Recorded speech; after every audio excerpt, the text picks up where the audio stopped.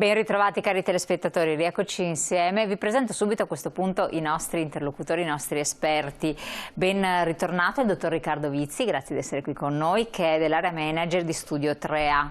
Grazie a voi. Zona Veneto. Ben arrivata l'avvocata Francesca Polmonari, o avvocata, come preferisce, responsabile area sanità Studio 3A, grazie anche a lei. Grazie, buongiorno all'invito. E allora, avete capito, parliamo di malasanità. Sono tantissime le sfaccettature che questa può assumere, tanti e tanti casi, e sono soprattutto a volte di non così facile approccio. La soluzione poi sta naturalmente agli esperti che si sono sviluppati e specializzati nei vari rami, nei vari ambiti, ma per le persone che sono coinvolte o per i familiari non è così semplice, non è così semplice intentare un'azione, vedere delle prospettive di soluzione, ci sono delle tempistiche lunghe quando si va in una fase giudiziale dell'avvertenza, e poi le transazioni come vanno a finire, c'è il dolore psicologico anche di affrontare certi step o ripercorrere certe fasi, certi step, e poi naturalmente c'è l'importantissima fase probatoria.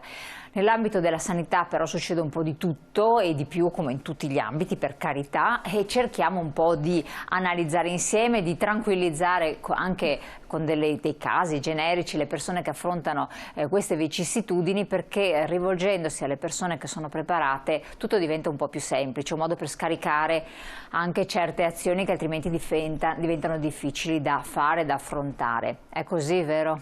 Ai noi. E non è un argomento piacevole, però quando la sanità non funziona bene e riguarda direttamente una persona che sperava, riponeva tutte le proprie aspettative, diventa imbarazzante addirittura. È assolutamente così, e come giustamente ha detto in incipit ci stiamo addentrando in un settore veramente tecnico, delle volte anche molto complesso anche da spiegare a chi subisce il danno. In quanto per malasanità si intende anzitutto quell'evento di natura medica o ospedaliera che ha generato un danno a una persona causato dalla negligenza, imperizia o imprudenza da parte del medico o della struttura sanitaria stessa. Molte volte vengo contattato da utenti che pensano di aver subito un danno di malasanità. In realtà, parlando con le persone, una volta che ti illustrano la casistica, si parla di disservizi, che a me anche quelli sono molti. E quindi c'è bisogno di gestire questa situazione con un approccio davvero molto tecnico. Avere una struttura che possa avere al proprio interno dei medici legali, atti proprio a valutare foglio per foglio, pagina per pagina, le cartelle cliniche che raccontano sostanzialmente la storia di quel paziente, confrontando anche la storia di quel paziente con quello che lui ci racconta. Perché molte volte vi è lì l'incompatibilità tecnica, perché la persona vive di pancia, ha subito un danno o crede di aver subito un danno, e in realtà la cosa più difficile delle volte è poter far capire a quella persona che così non è. Calcolate che dal punto di vista alfanumerico... Bravissimo, fa bene a sottolineare questo, che non è detto necessariamente che questo sia il danno che paventa di aver subito. Esatto, guardate, dal punto di vista prettamente alfanumerico, dati OMS, si parla di una posizione di malasanità positiva ogni 20 analizzate a livello europeo. E il più delle volte queste situazioni sono effettivamente generate da situazioni dovute proprio all'incompetenza tecnica della struttura, causata dai tagli che negli anni abbiamo visto più volte, dai tagli economici, o molte volte causata anche dal fatto che abbiamo un personale sanitario sotto numero rispetto ai pazienti da gestire, ma anche posti letto non sufficienti molte volte, che vanno sostanzialmente a concausare situazioni evitabili.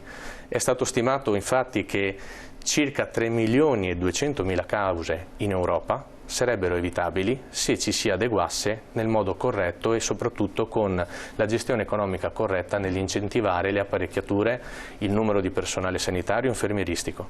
Si eviterebbero in Europa 95.000 decessi ogni anno, e sono tantissimi comunque. In Europa, questo è interessante perché non è un problema d'Italia, non è un problema del sud Italia come molti hanno detto, perché riguarda tutto il paese, ma è un problema europeo, questo della, come dice lei, anche di procedure o di tutta la struttura di malfunzionamento di un servizio, perché non è che si punti necessariamente il dito contro quel medico.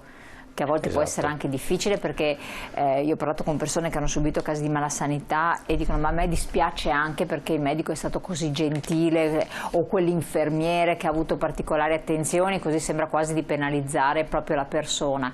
È che tutto non ha funzionato come nei vari passaggi, come doveva essere, no? Questo è fondamentale da dire, perché quando noi di Studio 3A andiamo a gestire posizioni di malpractice medica, la prima cosa che spieghiamo ai nostri assistiti è proprio quello che non bisogna fare una caccia alle streghe. Il compito del medico è quello di salvare una vita. Il compito del medico è quello di cercare di fare tutto il possibile per capire la mia problematica e darmi un aiuto, un supporto. Molte volte però si generano quelle incomprensioni dettate dal disservizio per il modo in cui veniamo trattati. È bellissima una frase che si sente molto spesso: il medico non deve essere gentile ma ti deve curare. Poi è vero che educazione chiama educazione. È meglio che sia anche gentile, ma quando non deve essere quello curato. Assolutamente. Cioè, fa la differenza, attenzione, sì. Perché ti deve curare senza dubbio, però se ci mette anche un po' di calore umano, il paziente ne trae giovamento, secondo me. Non sì, è il discorso è totalmente corretto. E anche il rapporto, perché se un medico è solo freddo è più facile dopo andarci contro, quello che stavo dicendo. Entrando quindi nel vivo del settore della malasanità, come dicevo prima, ci sono delle situazioni generate da negligenza, imperizia o imprudenza che devono generare un maggior danno. Cosa vuol dire sostanzialmente? Io arrivo in ospedale con una problematica. Quella problematica viene accertata, verificata, e o per un problema di diagnosi, o per un problema di terapia o di operazione, o delle volte anche per un problema di struttura, ad esempio le sovrainfezioni ospedaliere, il mio danno si aggrava o non vengo curato nel modo corretto, generando una situazione che non mi ha portato a quanto prevede il protocollo medico e resta in me una lesione.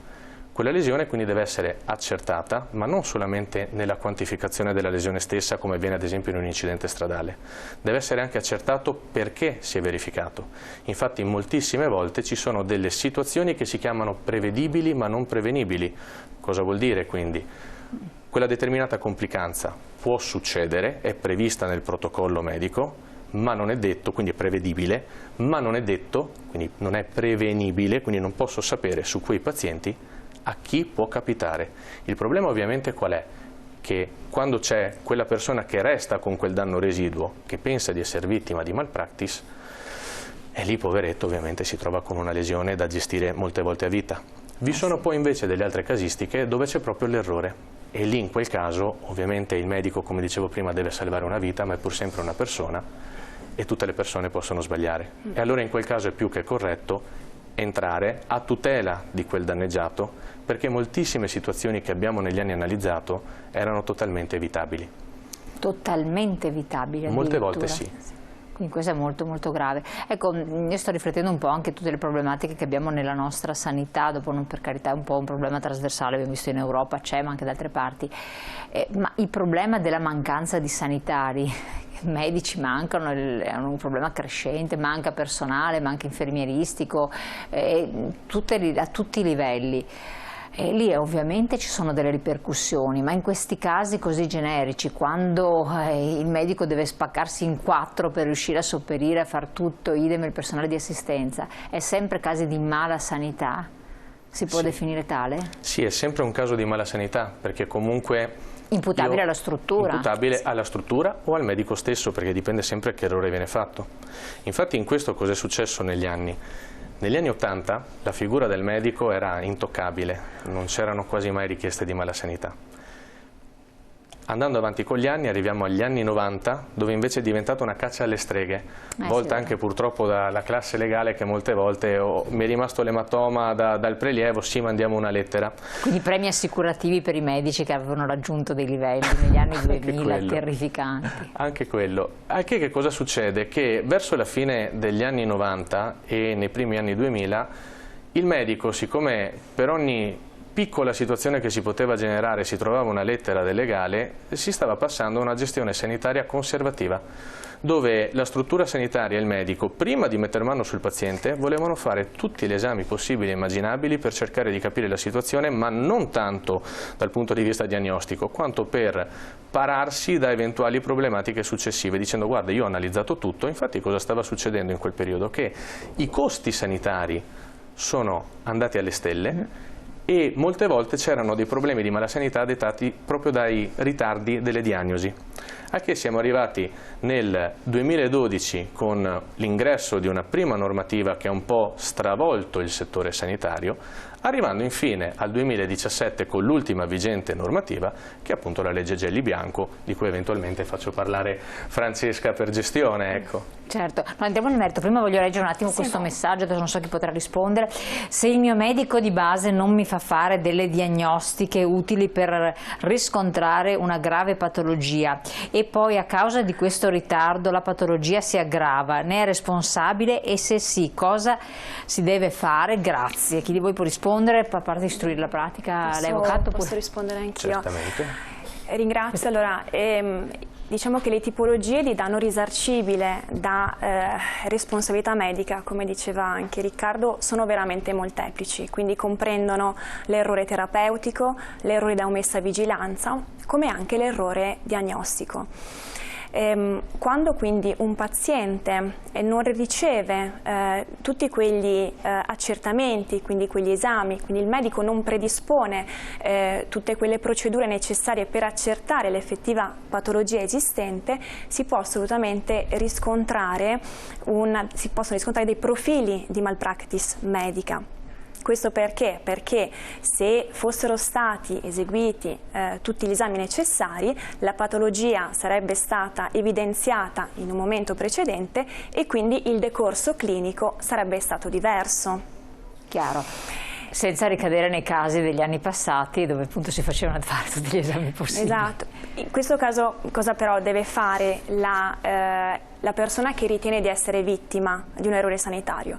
Deve sicuramente rivolgersi a dei professionisti che abbiano a disposizione dei medici legali, perché sono queste figure che possono esaminare la documentazione medica, quindi parliamo di cartelle cliniche relative ai ricoveri, esami strumentali, certificati di visite mediche, eventualmente anche visitare il danneggiato proprio per verificare se sussistono dei profili di responsabilità medica e quindi se ci sono gli estremi anche per avanzare quindi una richiesta risarcitoria a favore del danneggiato.